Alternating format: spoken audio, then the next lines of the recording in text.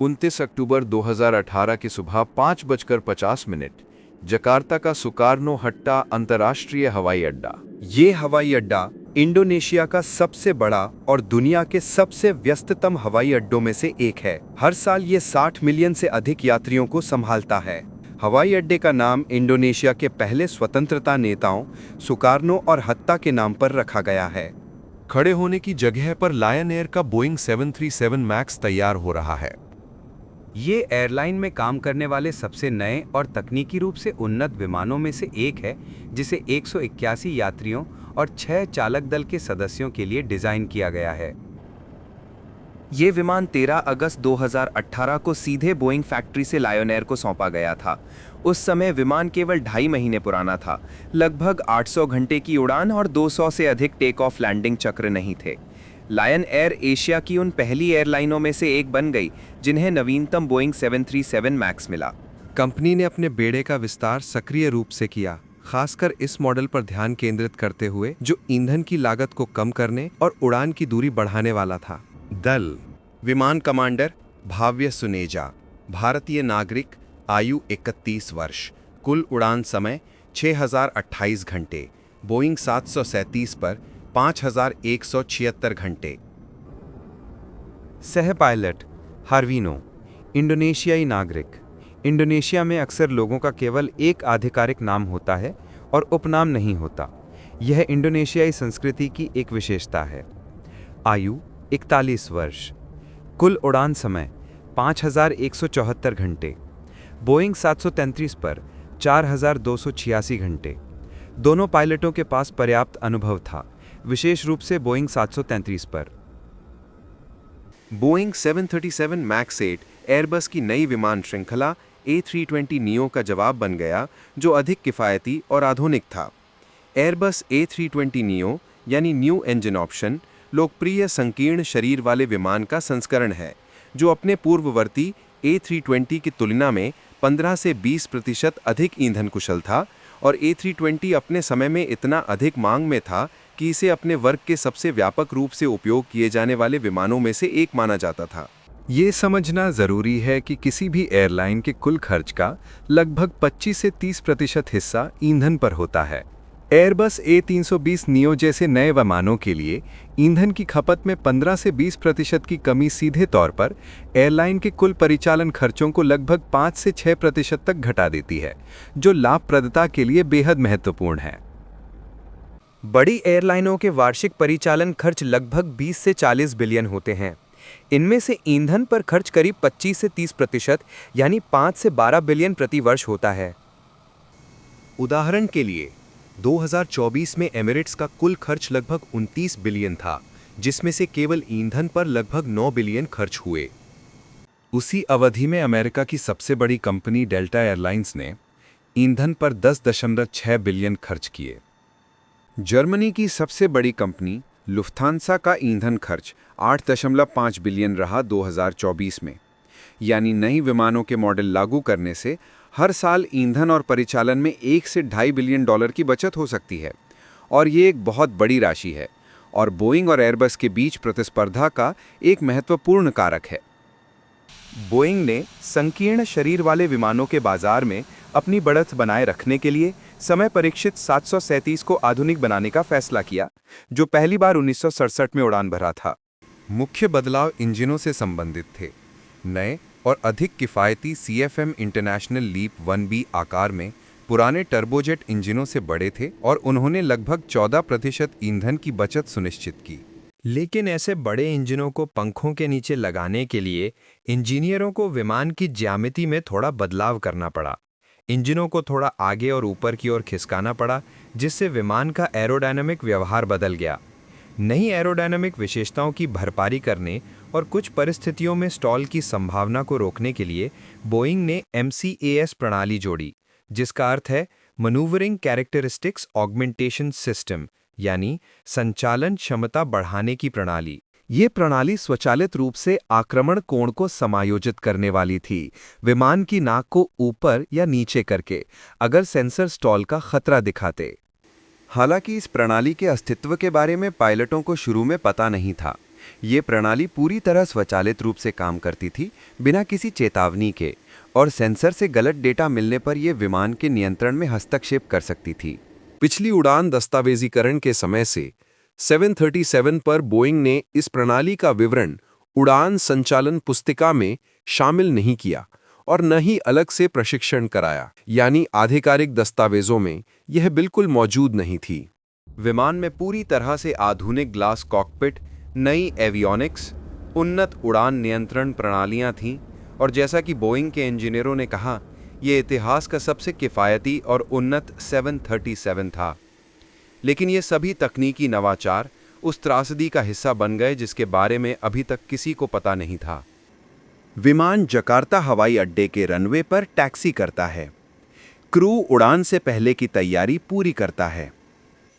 Jakarta में मौसम अनुकूल है। तापमान +27 डिग्री सेल्सियस, दृश्यता लगभग 9 किलोमीटर।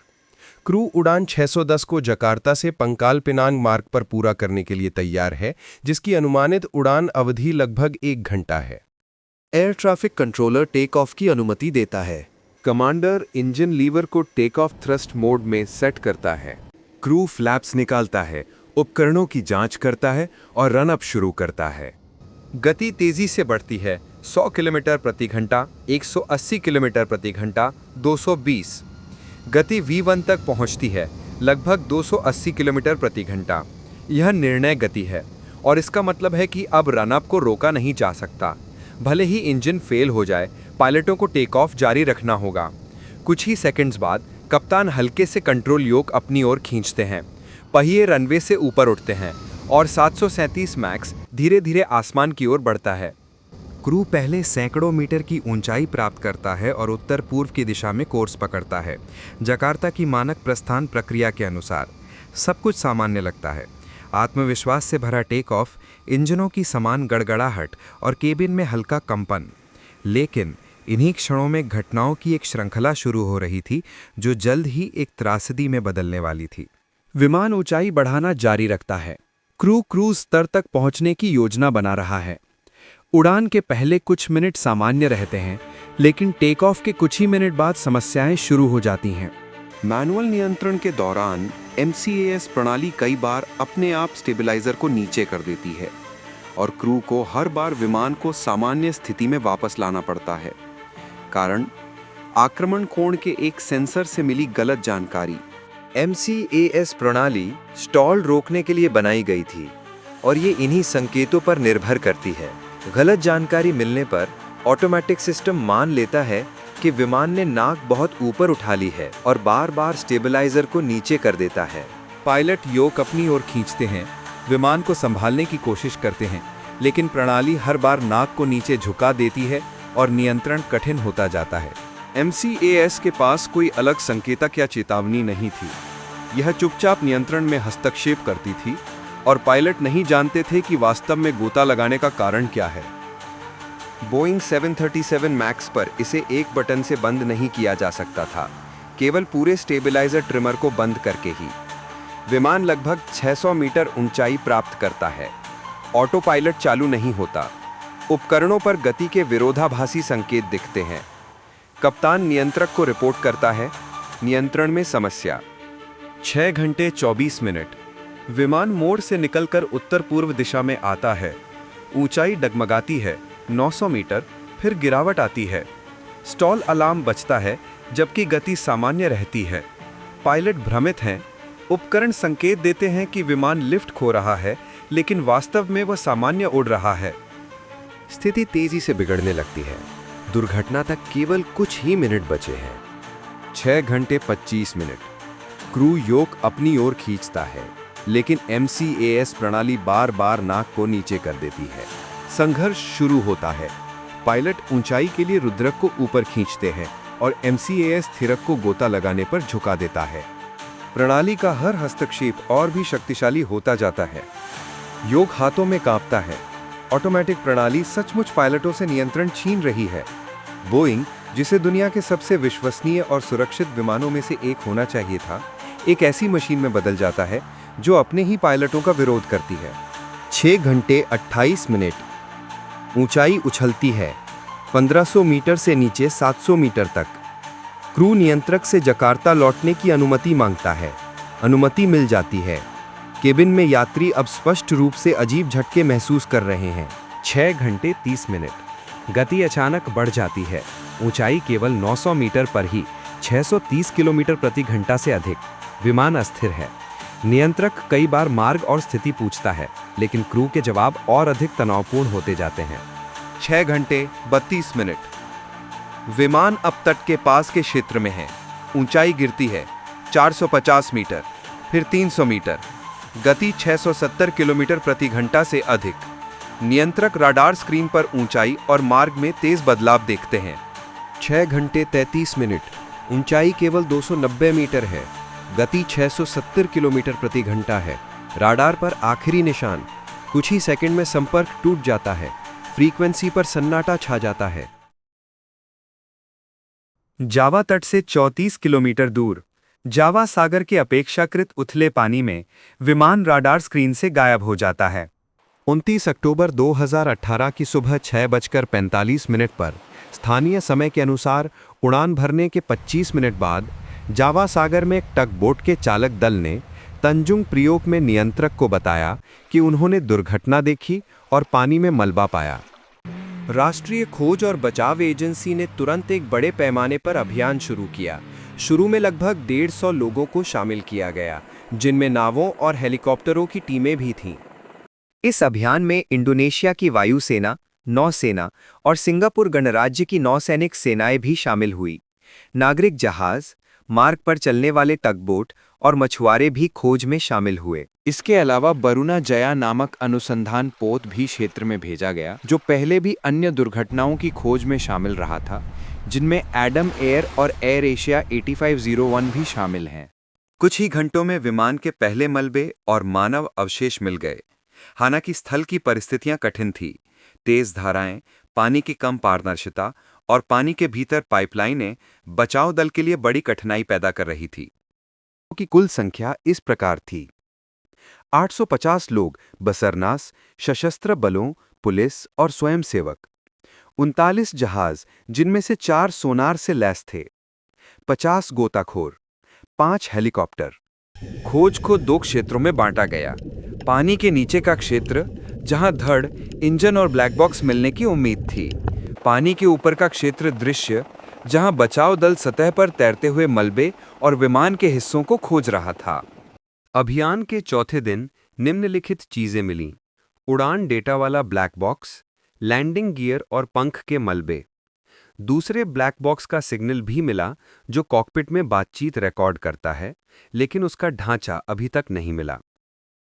अभियान के दौरान बचाव कार्य में शामिल 58 वर्षीय गोताखोर सचरुल अंतो की मृत्यु हो गई। उनके पास पहले से अन्य अभियानों का अनुभव था, जैसे एयर एशिया 8501। ये क्षति पूरी टीम के लिए एक गहरा आघात थी। आधिकारिक रूप से शवों की खोज 10 नवंबर को समाप्त हुई। सरकारी सामाजिक बीमा कंपनी जसारा हार्जा ने घोषणा की कि प्रत्येक मृतक के परिवार को 50 मिलियन रुपया मुआवजा मिलेगा, जो लगभग 3,495 अमेरिकी डॉलर के बराबर है। 23 नवंबर 2018 तक कम से कम 100 लोगों को भुगतान मिल चुका था, पहचाने गए और अब तक अज्ञात पीड़ितों के परिवारों सहित। लायन एयर ने मृतकों के परिजनों के लिए विशेष कार्यक्रम आयोजित किए। इसने पहचान प्रक्रिया के लिए 90 से अधिक लोगों को जकार्ता पहुंचाया, आवास और निशुल्क उड़ानें उपलब्ध कराईं, ताकि कठिन क्षणों को आसान बनाया जा सके और परिजनों के दुख को कुछ हद तक कम किया जा सके। अक्टूबर 2018 में लायन एयर उड़ान 610 के गिरने के बाद भी बोइंग 737 मैक्स के संचालन प्रक्रिया में वास्तविक बदलाव लगभग नहीं हुआ। न तो पायलटों को MCS प्रणाली के बारे में व्यापक रूप से सूचित किया गया, न ही अनिवार्य प्रशिक्षण दिया गया और न ही अनिवार्य सुधार किए गए। 10 मार्च 2019 को इथोपियन एयरलाइंस की उड़ान 302 गिर गई और 157 लोग मारे गए। दुनिया तुरंत प्रतिक्रिया देती है। एयरलाइनों में बोइंग 737 मैक्स को जमीन पर खड़ा कर दिया जाता है और बोइंग के शेयरों में 23% तक की गिरावट आई। ये लगभग 40-55 बिलियन डॉलर की पूंजी के बराबर था। सिर्फ दूसरी दुर्घटना के बाद बोइंग ने MCAS सॉफ्टवेयर में त्वरित अपडेट शुरू किए और नए संकेतक जोड़े। इनमें से एक संकेतक वो था जो पायलट को चेतावनी देता है यदि विमान के 2 एंगल ऑफ अटैक सेंसर के आंकड़े मेल नहीं खाते। MCAS प्रणाली और नई प्रक्रियाओं को दर्शाने के लिए परिचालन दस्तावेजों को अपडेट किया गया। पायलटों के लिए सिमुलेटर पर अनिवार्य प्रशिक्षण शुरू किया गया, जिसमें MCAS के सक्रिय होने की परिस्थितियां भी शामिल थीं, ताकि उन्हें संभावित स्थितियों के लिए तैयार किया जा सके। दूसरी दुर्घटना के बाद दायर मुकदमों के परिणाम स्वरूप जनवरी 2021 तक बोइंग ने अमेरिकी न्याय विभाग के साथ समझौता किया और भुगतान किया $243.6 मिलियन आपराधिक जुर्माने के रूप में, $1.77 बिलियन एयरलाइनों को मुआवजे के रूप में, $500 मिलियन पीड़ित परिवारों के लिए एक कोष के रूप में, JT 610 और ET 302 उड़ानों से शुरू, कुल मिलाकर $2.5 बिलियन। सितंबर 2022 में निवेशकों को गुमराह करने के लिए बोइंग पर $200 मिलियन का जुर्माना और लगाया गया। साथ ही बोइंग को उत्पादन में देरी, ऑर्डर रद्द होने, प्रतिष्ठा से जुड़े जोखिम और अन्य कारणों से दर्जनों अरब डॉलर का अप्रत्यक्ष नुकसान भी उठाना पड़ा। नतीजा 40 से 60 बिलियन डॉलर तक का आर्थिक नुकसान और 346 लोगों की मौत।